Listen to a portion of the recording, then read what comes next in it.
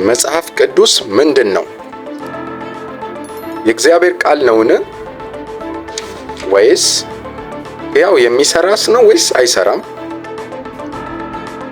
የእግዚአብሔር ቃል እውነት ነውን ወይስ አይደለም?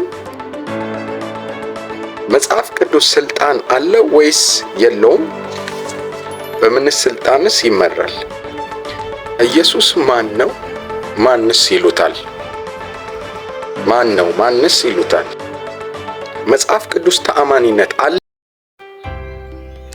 ሰላም፣ እሺ፣ እንዴት ናችሁ? ዛሬ ደግሞ የምናየው የመጽሐፍ ቅዱስ ምንነት፣ አመጣጥ፣ ተአማኒነቱን ሁሉ እናያለን። እሺ፣ መጽሐፍ ቅዱስ የአንድ ወርልድ ቪው ምንነት የሚታወቀው ለጨበጠው አመለካከት የስልጣን ምንጭ ወይም የእውነት መሰረት አድርጎ በሚቆጥረው ግኝት፣ ቲዮሪ፣ ሰው ወይም መጽሐፍ ላይ ነው።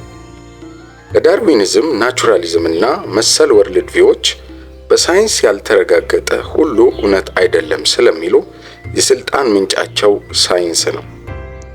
በፖስት ሞደርኒዝም እና ሪላቲቪዝም አመለካከት እያንዳንዱ ሰው ለራሱ አምላክ ስለሆነ ስልጣን ያለው በእያንዳንዱ ሰው ላይ ነው። እነዚህ ወርልድ ቪዎች ከመለኮት የመጣ ቃል መኖሩን መቀበል አይፈልጉም።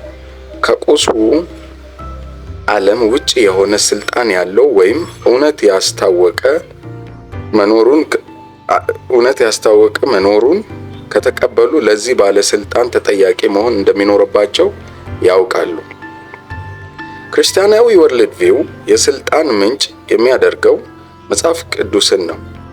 በዚህ ክፍል ትኩረት የምናደርገው ስለ መጽሐፍ ቅዱስ ምንነት፣ ስልጣንና ተአማኒነት ላይ ይሆናል። የመጽሐፍ ቅዱስ ምንነት። መጽሐፍ ቅዱስ የእግዚአብሔር ቃል ነው። ሰው እግዚአብሔርን ማወቅ የቻለው አስቀድሞ እግዚአብሔር ራሱ ስለገለጸለት ነው። እግዚአብሔር የሚናገር አምላክ ነው። ከጥንት ጀምሮ እግዚአብሔር በብዙ አይነትና በብዙ ጎዳና ለአባቶቻችን በነቢያት ዕብራውያን 1:1 ላይ ተናግሯል። ተፈጥሮ ስለ እግዚአብሔር ይናገራል።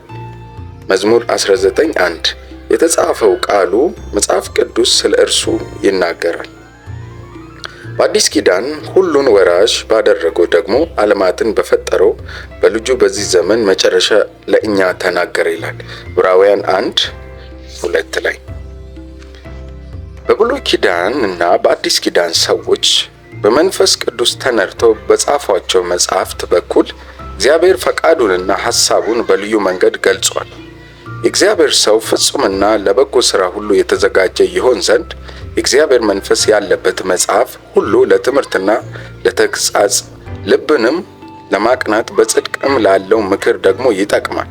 2 ጢሞቴዎስ 3:16 እንደሚል ይህ መጽሐፍ ሰውን ለመጥቀም የተሰጠ ነው።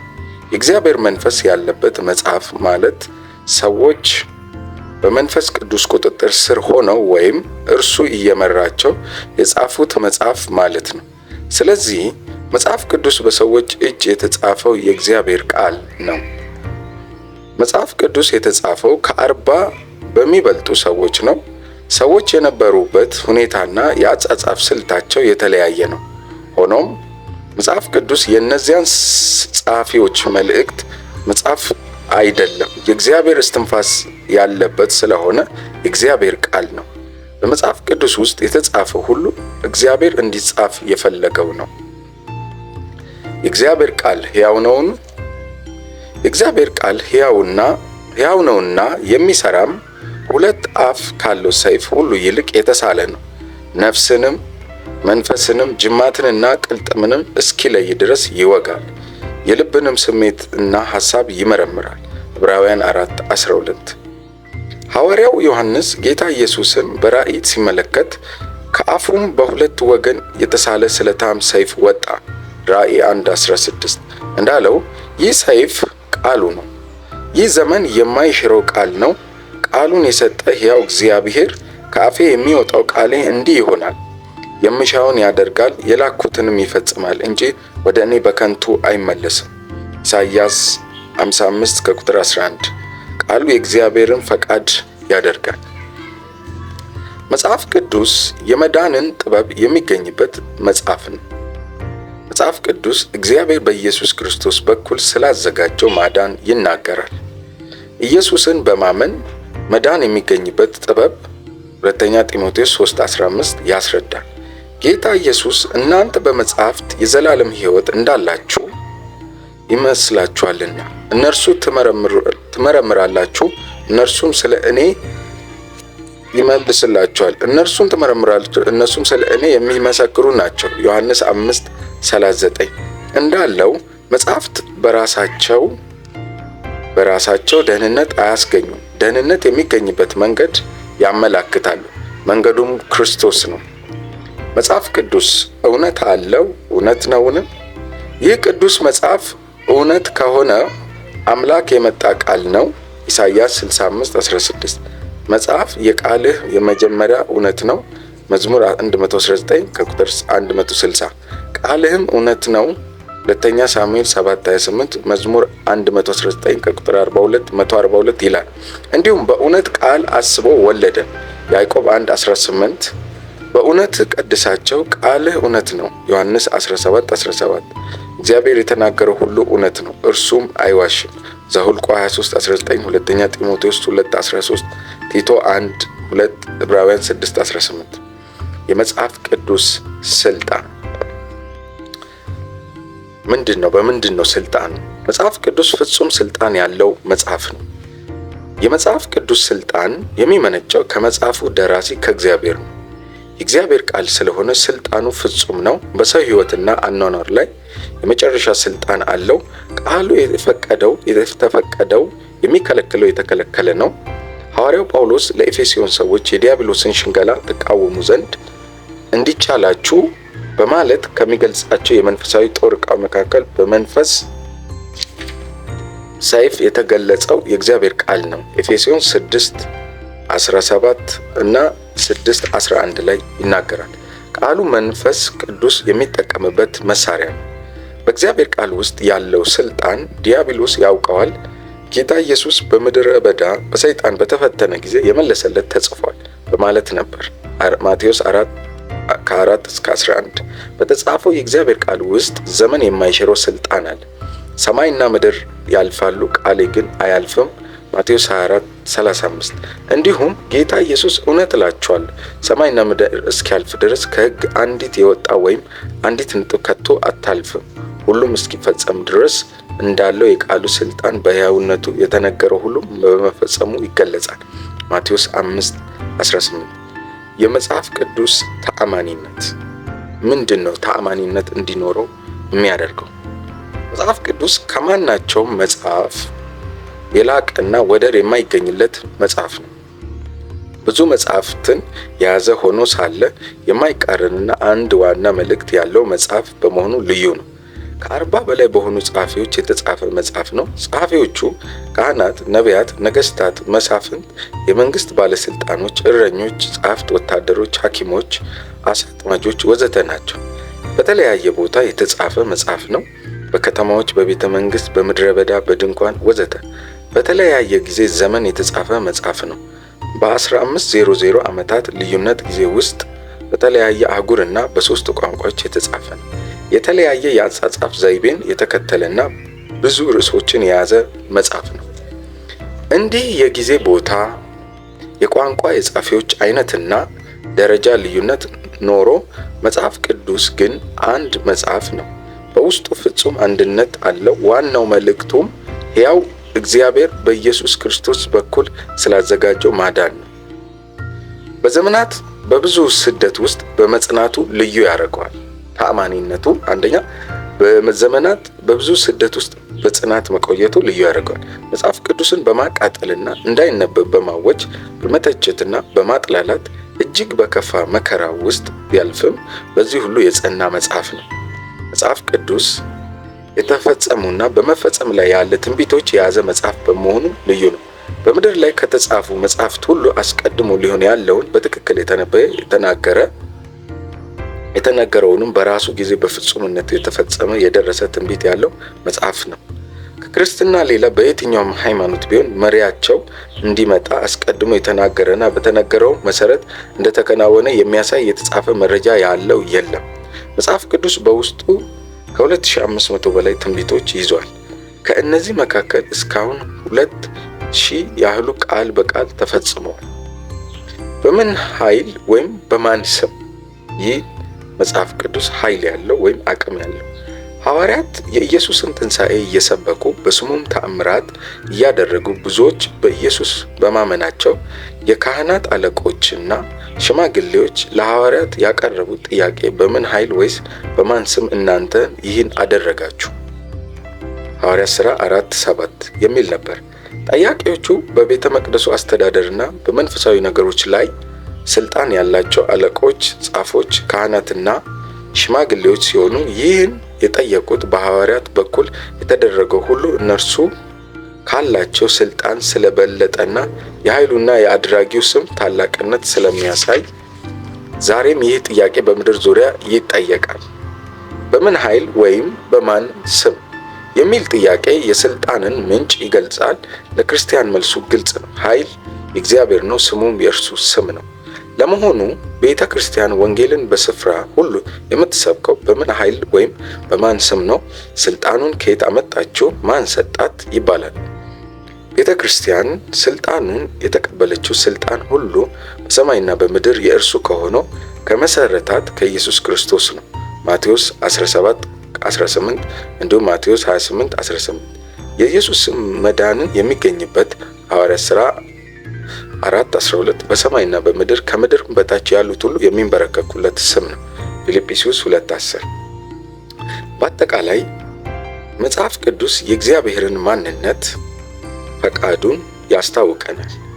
የመጽሐፉ ተአማኒነት የሚመነጨው እግዚአብሔር እስትንፋስ ያለበት ስለሆነ ይህ መጽሐፍ ሰው ከየት እንደመጣና ወዴት እንደሚሄድ ይናገራል። እውነትና ሐሰት የሆነውን ያስታውቃል። ብርሃንና ጨለማ የሆነውን ለይቶ ያሳያል። መጽሐፍ ቅዱስ መስታወት ነው፣ ያሳያል። ብርሃን ነው፣ ያበራል። ሚዛን ነው፣ ይለካል። እጅግ ስለታም ነው፣ ይለያል፣ ይመረምራል፣ ይቆርጣል። ስለዚህ በክርስቲያናዊ ወርልድ ቪው የእውነትና የስልጣን ምንጭ የእግዚአብሔር ቃል የሆነው መንፈስ ቅዱስ። ኢየሱስ ክርስቶስ ማን ነው? ማንስ ይሉታል? ኢየሱስ ክርስቶስ ማንነት መጽሐፍ ቅዱሳዊ ወርልድ ቪው የተመሰረተበት ክቡር ድንጋይ ነው። እርሱ ከነበረበት ዘመን ጀምሮ እስከ ዛሬ ድረስ ስለ ማንነቱ የተለያየ መልስ ይሰጣል። በዚህ ክፍል በመጽሐፍ ቅዱስ የተገለጸውን የእርሱን ማንነት ባጭሩ እንመለከታለን። እኔን ማን ትሉኛላችሁ? የኢየሱስ ማንነት እርሱ ከነበረበት ዘመን አንስቶ በዘመናት ሁሉ ያነጋገረ ርዕስ ነው። በታሪክ ውስጥ በዚህ ርዕስ ታላላቅ የቤተ ክርስቲያን ጉባኤዎች ተደርገዋል። ከፍተኛ ክርክር ሆኗል። መለያየትም ታይቷል። በመንፈሳዊ አነጋገር የኢየሱስ ክርስቶስን ማንነት ማወቅ የሕይወትና የሞት ጉዳይ ነው። ስለ እርሱ ማንነት ኢየሱስ ደቀ መዛሙርቱን ሰዎች የሰውን ልጅ ማመን እንደሆነ ይሉታል ብሎ ጠየቃቸው። ለዚህ የሰጡት መልስ አንዳንዱ መጥምቁ ዮሐንስ፣ ሌሎች ኤልያስ፣ ሌሎችም ኤርሚያስ ወይም ከነቢያት አንዱ ነው እንደሚሉት ገለጹለት። እነዚህ ስያሜያቸው ሁሉ የኢየሱስን ማንነት በትክክል አይገልጹም። መላሾቹ የእርሱን ሕይወት የተከታተሉ፣ ትምህርቱንም የሰሙ፣ ያደረገውን ተአምራት ያዩ ቢሆኑም እንኳን የሰጡት ምላሽ የሥጋና ደም ንግግር ነው። ክርስቶስ የሕያው የእግዚአብሔር ልጅ ነው። ጌታ ኢየሱስ ደቀ መዛሙርቱን እናንተስ እኔን ማን እንደሆኑ ትላላችሁ በማለት ጠየቃቸው። ስምዖን ጴጥሮስ አንተ ክርስቶስ የሕያው እግዚአብሔር ልጅ ነህ በማለት መለሰለት። ጴጥሮስ የሰጠው መልስ ትክክለኛ መሆኑን ጌታ ሲመሰክርለት በሰማያት ያለው አባቴ እንጂ ሥጋና ደም ይህን አልገለጠልህምና ብፁዕ ነህ አለው። ማቴዎስ 16:13-18። ሐዋርያው ጴጥሮስ ስለ ኢየሱስ ማንነት ያለው ትክክለኛ መረዳት በሕይወቱ ዘመን ሁሉ ጠብቋል። በመልእክቱ የኢየሱስን ክርስቶስን ባሪያና ሐዋርያ የሆነ ስምዖን ጴጥሮስ በአምላካችን እና በመድኃኒታችን በኢየሱስ ክርስቶስ በማለት የኢየሱስ ክርስቶስን አምላክነትና መድኃኒትነት ገልጿል። ሁለተኛ ጴጥሮስ 1:1። ስለዚህ እኔን ማን ትሉኛላችሁ ለሚለው የጌታ ጥያቄ ትክክለኛው መልስ ኢየሱስ ክርስቶስ የሕያው እግዚአብሔር ልጅ ነው የሚለው ነው። ይህ የዘላለም እውነት ነው። ቤተ ክርስቲያን የተመሰረተችው በዚህ ኢየሱስ ክርስቶስ የሕያው እግዚአብሔር ልጅ በሚለው እውነት ነው። እኔን ማን ትሉኛላችሁ የሚለው የኢየሱስ ክርስቶስ ጥያቄ ከዚያን ጊዜ ጀምሮ በየዘመኑ የሚኖር ሰው ሁሉ ሊመልሰው የሚገባ ነው። ዲያብሎስ ጌታ ኢየሱስን ሲፈትነው የጥያቄው መንደርደሪያ የእግዚአብሔር ልጅ ከሆነ የሚል ነበር። ማቴዎስ 4:3-6 ላይ በማለት እንደነበረ ልብ እንበል። ዛሬም ቢሆን ሰዎች ኢየሱስን ነቢይ፣ መልእክተኛ፣ ታላቅ መምህር፣ መልካም ሰው፣ የድሆች አጋር ወዘተ ይሉታል። ሁሉም ኢየሱስ እንደ አንድ ማንኛውም ሰው ይመስላቸዋል። መጽሐፍ ቅዱስ የሚነግረን ኢየሱስ ፍጹም ሰው ፍጹም አምላክ መሆኑን ነው። ኢየሱስ ክርስቶስ አምላክ ነው? ያህዌ ነው? ያህዌ የእግዚአብሔር መጠሪያ ነው። ያህዌ ማለት መጀመሪያና መጨረሻ የሌለው ዘላለማዊ እግዚአብሔር ማለት ነው። በብሉይ ኪዳን እግዚአብሔር ያለና የሚኖር እኔ ነኝ በማለት በዕብራይስጥ ያህዌ በሚለው መጠሪያ ራሱን ገልጿል። ዘጸአት 3:14፣ ዘጸአት 6:2። ኢየሱስ ክርስቶስ መጀመሪያና መጨረሻ የሌለው ዘላለማዊ አምላክ ነው። ይህን በጥቂቱ እንደሚከተለው እናያለን። እኔ ነኝ ብሏል። ጌታ ኢየሱስ ስለ ራሱ ያህዌ የሚለውን መጠሪያ በመጠቀም እኔ ነኝ ብሏል። የሕይወት እንጀራ እኔ ነኝ ዮሐንስ 6:35። እርሱ ሕይወት ይሰጣል። እኔ የዓለም ብርሃን ነኝ ዮሐንስ 8:12። የሰውን ሁሉ ጨለማ የሚያስወግድ ብርሃን ነው። የበጎች በር ነኝ ዮሐንስ 10:7-9 ላይ። እውነተኛ የደህንነት መግቢያ ነኝ። መልካም እረኛ እኔ ነኝ ዮሐንስ 10:11። የሕዝቡ እውነተኛ ጠባቂ። ትንሣኤና ሕይወት እኔ ነኝ ዮሐንስ 11:25። የሞተውን ሕይወት የሚሰጥ ነው። እኔ መንገድና እውነት ሕይወትም ነኝ ዮሐንስ 4:6። ወደ እግዚአብሔር አብ የሚያደርስ ብቸኛ መንገድ ነው። እውነተኛ የወይን ግንድ እኔ ነኝ ዮሐንስ 5:1-5። ከእግዚአብሔር ጋር ኅብረት ማድረግ የሚቻለው በእርሱ በኩል ነው። እኔና አብ አንድ ነን ብሏል። የእግዚአብሔር ልጅ ኢየሱስ ከአብ ጋር በመለኮት እኩል ነው። ስለዚህ እኔና አብ አንድ ነን ዮሐንስ 10:30 ላይ ተናግሯል። አይሁድ ይህ አባባል በደንብ ገብቷቸዋል። በብሉይ ኪዳን ሕግ መሰረት እግዚአብሔር የሰደበ እንዲል ትእዛዝ ነበርና ዘሌዋውያን 24:11-16 እኔና አብ አንድ ነን ማለቱ እግዚአብሔርን እንደተሳደበ ቆጠሩ። ሊወግሩት ደግሞ ድንጋይ አነሱ። ኢሳይያስ 3:1 ላይ ለምን ሊወግሩት እንደፈለጉ ሊያስረዱትም ሰው ስትሆን አምላክ ስለማድረግም ምንድነው ቆላስይስ 3:3 አሉት። ኢየሱስም የእግዚአብሔር ልጅ ነኝ አለ 10:36 ላይ ብሎ ኢየሱስ ወደ አብ የሚያደርስ ብቸኛ መንገድ ነው። ጌታ ኢየሱስ ወደ ምድር የተላከበትን አሎት ፈጽሞ አባቱ የሚመስልበት ጊዜ ሲቀርብ ለደቀ መዛሙርቱ ስፍራ አዘጋጅላችሁ ዘንድ እሄዳለሁ፣ ሁለተኛም እመጣለሁ፣ ወደ እኔ እወስዳችኋለሁ፣ መንገዱ ታውቃላችሁ አላቸው።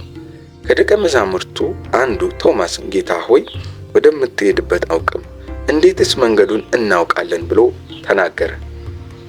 በዚህ ጊዜ ኢየሱስ እኔ መንገድና እውነት ሕይወትም ነኝ፣ በእኔ በቀር ወደ አብ የሚመጣ የለም ዮሐንስ 14:1-6። ይህ መልስ መጽሐፍ ቅዱሳዊ ክርስትና ከሌሎች እምነቶች ልዩ የሚያደርገው ዋና አምድ ነው።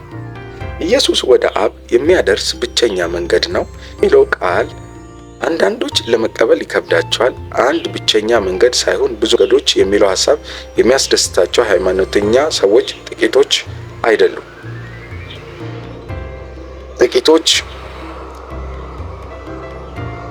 ጥቂቶች አሉ። ክርስቲያኖች መጽሐፍ ቅዱስ የሚናገረውን ተቀብለው ኢየሱስ ክርስቶስ ወደ አብ የሚያደርስ ብቸኛ መንገድ ነው ሲሉ ይህ እንደ ጠባብነት የሚያስቡ ሰዎች አሉ። ሌሎች ደግሞ ቃሉን በመጽሐፍ ቅዱስ ውስጥ የተጻፈ ቢሆንም እንኳን ለምን እንዲህ ብሎ ተናገረ በማለት የእግዚአብሔር ሚዛናዊ ፍርድ እና የፍቅር እውነተኝነት ይጠራጠራሉ። ይሁን እንጂ በዚህ አባባል የእግዚአብሔር ፍቅር ጥልቅ ጥያቄ ውስጥ ሊገባ አይችልም። ምክንያቱም እግዚአብሔር ለዓለም ያለውን ፍቅር የገለጠው ሁሉ እውነትን እንዲያውቁና በልጁ አምነው እንዲድኑ ልጁን ኢየሱስን በመላክ ነው። አንደኛ ጢሞቴዎስ 2:4 ላይ ሌላ መንገድ የለም፣ መዳን በሌላ በማንም የለም፣ እንድንድንበት ዘንድ የሚገባን ለሰዎች የተሰጠ ስም ከሰማይ በታች ሌላ የለምና ሐዋርያት ሥራ 4:12። ክርስቶስ ወደ እግዚአብሔር የሚያደርስ ብቸኛ መንገድ ስለመሆኑ የሚጠራጠሩ የተለያዩ አማራጮችን ያቀርባሉ። አንደኛ ወደ እግዚአብሔር የሚያደርስ ብዙ መንገዶች አሉ፣ ክርስትናም ከእነዚህ ውስጥ አንዱ ነው፣ ብዙ ትክክለኞች አሉ የሚል ፕሉራሊዝም አስተሳሰብ ነው። ሌላው ኢየሱስ ክርስቶስ ብቸኛ መንገድ ቢሆንም በሌላ እምነት ያሉ ሰዎች ይድኑ ይሆናል የሚል ሁሉን አቀፍ ኢንክሉሲቪዝም አስተሳሰብ ነው።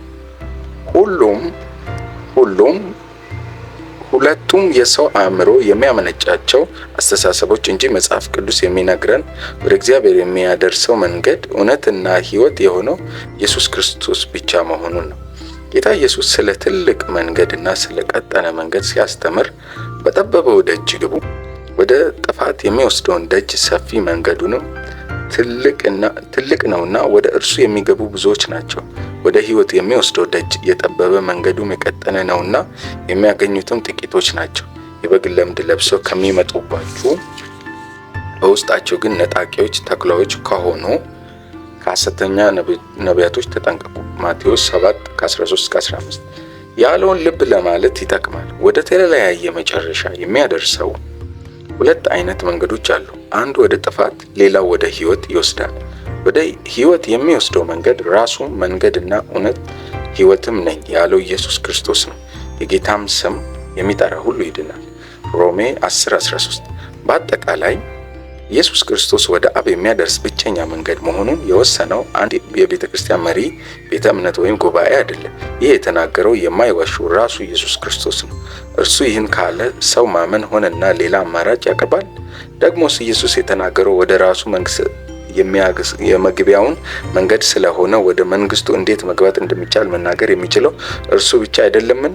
በኢየሱስ ክርስቶስ የተነገረው ዘላለማዊ እውነት አይለወጥም። እስከዛ ሰብስክራይብ እያደረጋችሁ ቆዩን። በሚቀጥለው ምናየው ክርስቲያናዊ ምላሽ፣ ሳይንስና ክርስትና ያላቸውን መስተጋብር ምላሽ እናያለን። አመሰግናለሁ። እስከዛ ሰብስክራይብ አድርጉ።